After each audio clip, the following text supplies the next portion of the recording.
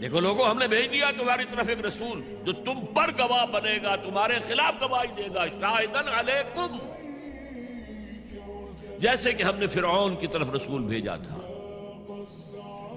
فعصا فرعون الرسول فاخذناہ اخذا وبیلا، تو فرعون نے ہمارے رسول کی نافرمانی کی تو ہم نے پکڑا اسے وبال کا پکڑ، کیونکہ رسول گواہی دے گا، اے اللہ میں نے پہنچا دیا تھا۔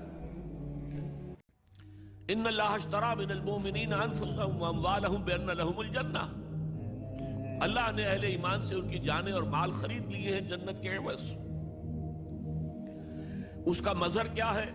یقاتلون فی سبیل اللہ، تو اللہ کی راہ میں جنگ کرتے ہیں، فیقتلون ویقتلون، قتل ہوتے بھی ہیں قتل کرتے بھی ہیں۔ قل هل ننبئکم بالاخسرین اعمالا، اے نبی ان سے کہیے کیا ہم تمہیں بتائیں کہ اپنے عمل، اپنی بھاگ دوڑ، اپنی محنت، اپنی سعی و جہد، اس کے اعتبار سے سب سے زیادہ گھاٹے میں کون لوگ ہیں؟ اخسرین۔ ایک وہ لوگ ہیں جو خاسرین ہیں، خسارے میں، ایک اخسرین، یہ جو ہے افعل التفضیل، سب سے زیادہ گھاٹے میں کون؟ قل هل ننبئکم بالاخسرین اعمالا الذین ضل سعیہم فی الحیاۃ الدنیا وَهُمْ يَحْسَبُونَ أَنَّهُمْ يُحْسِنُونَ صُنْعًا، وہ لوگ کہ جن کی ساری بھاگ دوڑ اور محنت اور سعی و جہد اس دنیاوی زندگی ہی کے اندر گم ہو کر رہ گئے، ان کا مطلوب، مقصود، محبوب یہ دنیا، اسی کے لیے بھاگ دوڑ، اسی کے لیے صبح سے شام تک محنت، اسی کے لیے جاگتے ہوئے کام کرنا، اسی کے لیے لیٹے ہوئے سوچتے رہنا، اسی کے پھر رات کو خواب دیکھنا، یہ گم ہو کر رہ گئے۔ جیسے اقبال نے کہا ہے کہ کافر کی یہ پہچان کہ آفاق میں گم ہے، اور مومن کی یہ پہچان کہ گم اس میں ہے آفاق۔ سورہ بقرہ کے تیسرے رکوع میں فرمایا وَإِن كُنتُمْ فِي رَيْبٍ مِّمَّا نَزَّلْنَا عَلَىٰ عَبْدِنَا فَأْتُوا بِسُورَةٍ مِّن مِّثْلِهِ وَادْعُوا شُهَدَاءَكُم مِّن دُونِ اللَّهِ إِن كُنتُمْ صَادِقِينَ، اور اے لوگوں اگر تمہیں فی الواقع کوئی شک ہے کہ یہ کلام جو ہم نے اپنے نبی، اپنے بندے محمد پر اتارا ہے صلی اللہ علیہ وسلم، یہ ہمارا کلام نہیں ہے بلکہ اس کا اپنا کلام ہے، تو تم اس جیسی ایک صورت بنا کر لے آؤ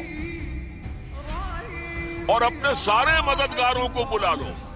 تمہارے ہاں بڑے بڑے خطیب ہیں، ادیب ہیں، شاعر ہیں، پھر یہ کہ کاہنوں کے موکل ہیں جنات، وہ انہیں کلام سکھاتے تھے، پڑھاتے تھے، سب کو بلا، اللہ کے سوا جو بھی مددگار ہو۔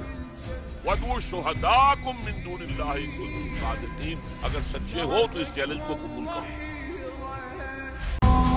آگے فرمایا یا ایھا الذین آمنوا ارکعوا واسجدوا واعبدوا ربکم وافعلوا الخیر لعلکم تفلحون وجاہدوا فی اللہ حق جہادہ ھو اجتباکم، اللہ کی راہ میں جہاد کرو جیسا کہ اس کے لیے جہاد کا حق ہے، اس نے تمہیں چن لیا۔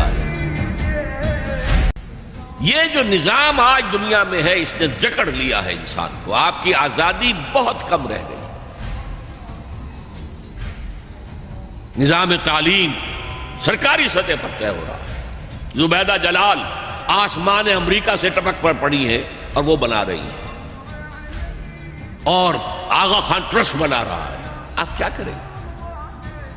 آپ اپنے بچے کو غار میں بند کر دیں گے؟ کہاں لے جائیں گے؟ ان پڑھ رکھیں گے؟ کیا کریں؟ آپ اپنے بچے کو اس نظام تعلیم کے حوالے کر کے اپنے ہاتھ دھو لیجئے، پھر wash your hands off. George Bernard Shaw نے کہا میں جب قرآن پڑھتا ہوں تو محسوس کرتا ہوں کہ اس سے بہتر کتاب ممکن نہیں،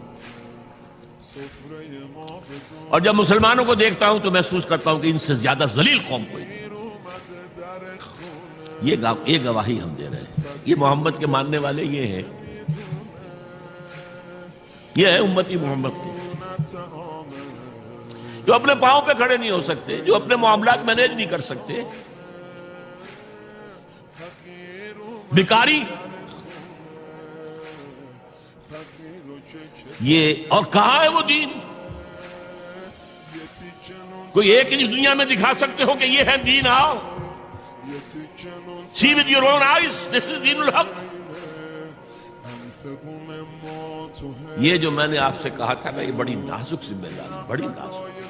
حضور کی ایک پیاری حدیث ہے القرآن حجت لک او علیک، یہی لام اور علا، یہ قرآن یا تو حجت ہے تمہارے حق میں، تمہارے لیے دلیل راہ ہے، تمہارا امام ہے، تمہیں راستہ دکھائے گا، تمہاری ہدایت کرے گا، اور اللہ کے ہاں بھی کھڑے ہو کر گواہی دے گا، اے اللہ تیرا یہ بندہ مجھ سے بڑی محبت رکھتا تھا، مجھے پڑھتا تھا، میری تلاوت کرتا تھا، مجھے سمجھتا تھا، مجھ پر تدبر کرتا تھا، تو وہ تمہارے حق میں گواہی ہو گئی۔